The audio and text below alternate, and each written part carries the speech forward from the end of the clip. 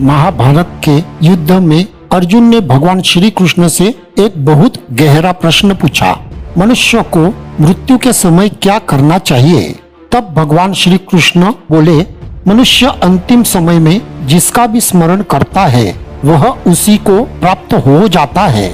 इस सत्य को एक कथा के माध्यम से समझने की कोशिश करते हैं। एक राजा था, नाम था भरत। वह भगवान का बहुत बड़ा भक्त था।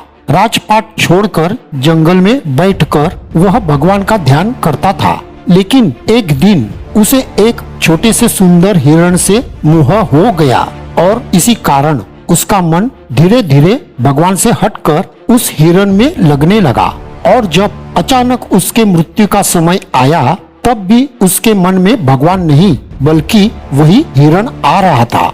गीता यही कहती है कि मृत्यु के समय जिस भाव में मनुष्य शरीर छोड़ता है उसे वही अवस्था प्राप्त होती है। इसी कारण अगले जन्म में राजा भरत हिरण बने। लेकिन फिर भी उन्होंने पहले कभी भगवान की असीम भक्ति की थी, इसीलिए फिर अगले जन्म में उन्होंने केवल भगवान का ही स्मरण किया और अंततः मोक्ष को प्राप्त किया।